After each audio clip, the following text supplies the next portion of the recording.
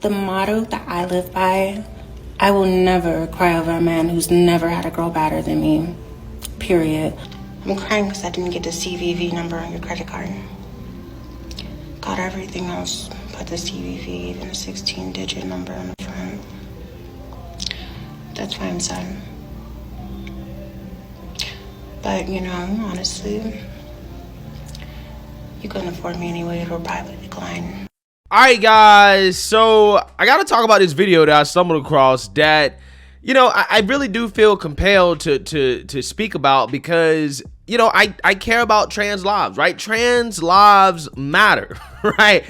And I don't want to see people lose their lives playing games like some of these people do that we're seeing in the trans community, where they're not being upfront and honest with their partners about who or what they really are. Okay, they're not really a natural born woman, and you have this trend of transgender people out here that think that it's okay not to be upfront about that with their partner from the get-go, which could lead to some unintended consequences that I really don't want to see, okay? As we're seeing more and more people decide to get on board with this transgender thing, transgender women, or some transgender women in particular, they don't feel the need to tell their partners that, hey, you know, I have a penis or a surgically made vagina.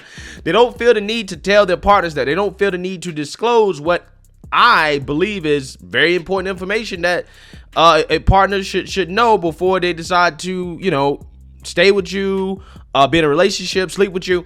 But apparently not. Apparently that information shouldn't be disclosed, or it didn't need to be disclosed. As in this person's case here that we're going to talk about, this person held out for like 3 months, I believe, moved in with her boyfriend, and this is what happened. Take a look. I lived with my boyfriend and his parents for 3 months, and none of them knew that I was transgender. I'm going to tell you how she found out. So basically, here's a little background on me. I started transitioning when I was a teenager, and, you know, I went through the whole glitz and glam. I met my boyfriend here in New York, and, you know, he was staying in Buffalo, but he relocated to New York, homeless. I met him outside. We eventually ended up getting together, and he told me that he was going to move back in with his parents, and he would love for me to come with. So I went, and I didn't tell him, yo, I'm trans. He introduced me to his mom. He introduced me to his dad. I met a few of his siblings. And, you know, I was even laying in the bed. There are times that I was showering and my mom would come in and and nobody had a clue. So one day I asked to use someone's phone, and my phone was not working, so I logged into my Instagram. I have 2 Instagram accounts. I have one for people that I know and another for people that I don't.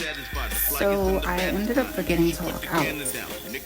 And his mom went to use her phone after me. And the next day when I woke up, I just found her acting really funny. She was acting really strange. She loved me, but then she started acting very standoffish, almost like you betrayed me. Like, you could see the look in her eye. So, you know, I finally decide that I've had enough with attention, and I want to ask her, what's really good? Like, what's happening? What's going on? What's beef? So she's like, you logged into my phone last night. Do you know what you left on there? I said, no, nothing. I should have logged out. And she said, I went to your page and I watched your videos. I said, what videos?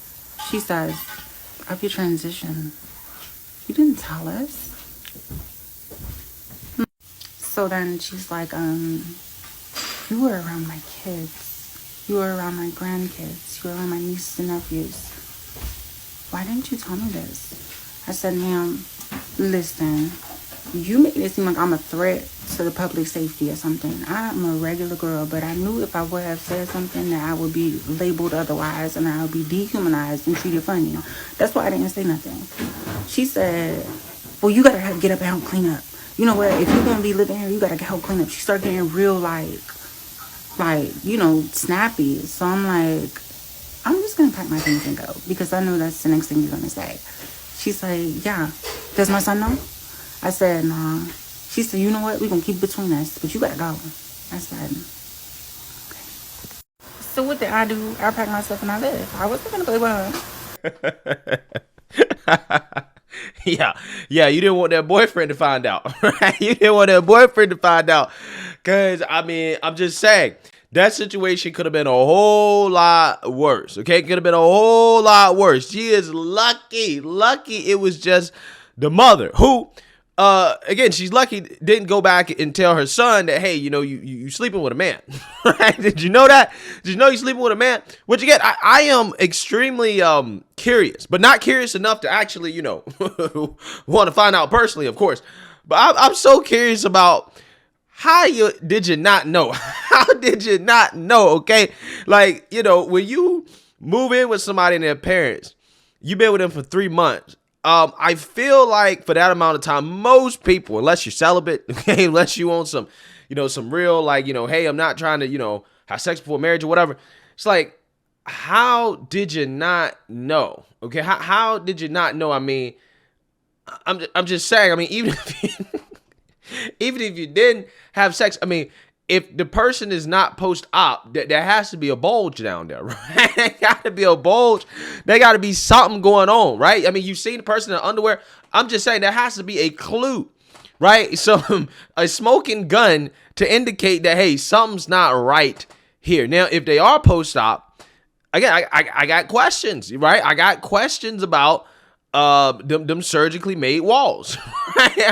Like, can the doctors really get it that good where you can't tell the difference? Oh, I'm very curious about that. Again, not curious enough to actually find out personally, but I'm just saying there's so many stories out there of men sleeping with these post-op women and they don't know the difference. But maybe they do know the difference. Maybe they're in denial about it. Maybe they don't want to acknowledge it. And maybe that's it. Because again, I feel like if I was in that situation where I got tricked into doing something like that, I didn't know that that's what I was doing. Maybe you can tell a difference, but you just decide never to say anything about it because of the embarrassment. That could be it as well too, right? I mean, that could be it. It could be the embarrassment. It could be that the dude knew, but he didn't say anything about it because he didn't want to face the reality that, hey, I've been sleeping with a biological man, right? I just got so many questions. I got so many questions about how you go 3 months and you get away with it like that. But she obviously took advantage of this poor guy because allegedly he was homeless. He was homeless, so he was desperate, and he had a girl that came around that seemed to have had lower standards. Okay, that seemed to want to give him a chance, and he didn't really sit down and think about, well, why in the world is this girl giving me a chance? Why is, she's so open to this relationship, even having to move in with his parents, which is not an ideal situation. Hey, if it's too good to be true, it probably is. You should proceed with caution in a situation like that where something is too good to be true. Again, I'm not sure how many, decent looking women are actually going to try to be with some dude that's homeless, right, and living with his parents. I'm not necessarily sure, how many of them are going to go for that. Unless there's some other compelling reason to do so. But this man got kicked out of the house, or they removed themselves from the house because they knew how awkward the situation would be moving forward, right? Like, it's hard to be in an environment like that where you live a lie, okay, you thinking that this person's a biological woman, and then it comes to find out that they're not. They're actually a man, and that your son is sleeping with a man. Yeah, that's a hard pill to swallow, right? That's a hard pill to swallow for a mother, especially if she's expecting you to have children or, to, I don't know, do whatever role that women play or whatever, right? Like, if she's expecting grandkids and stuff like that, yeah, she's going to be sorely disappointed, okay? Sorely disappointed. And, I really believe it's at the point where maybe states, okay, we should create some type of law where it is illegal, it is abuse, okay, maybe even the R word, right, for a transgender woman to not be upfront about the fact that they are not a biological woman when it comes to dating, right? If there's any sexual activity that occurs between the two and it wasn't disclosed, like, for example, kissing, okay, even if it's not, full-blown intercourse or whatever, yeah, that's a problem, right? That should be a crime, right? That should be a crime. It really should. I mean, people get sued for giving people STDs without telling them. I don't see what the difference is with this right here.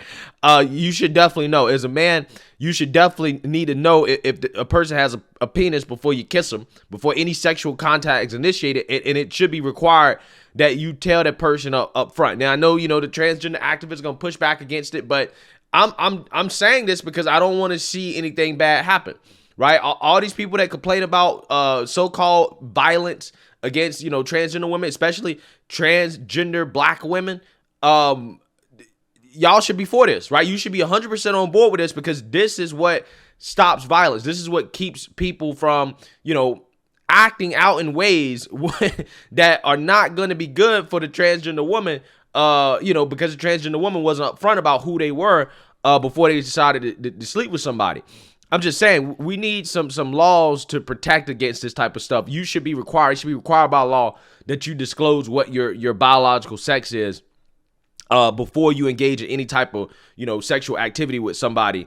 Because again, this is wrong, right? This is wrong. I mean, these surgeries are getting to the point where you can't even tell a difference, right? It is extremely hard to tell a difference. And if that's where we're going to go in society, we need some rules to level the playing field here, because some of these people really do believe that they are biological women. Therefore, they don't feel like they need to disclose that they're actually not, because they actually really do believe, no, I'm biologically a woman. And, regular biological women don't have to disclose. So therefore, I don't have to disclose. Therefore, I'm not going to disclose. And again, that's not good, right? That's not good. That is bad for the transgender community. So let me know what you guys think. Make sure you like, comment, and subscribe. Most importantly, share a Black conservative perspective. Peace.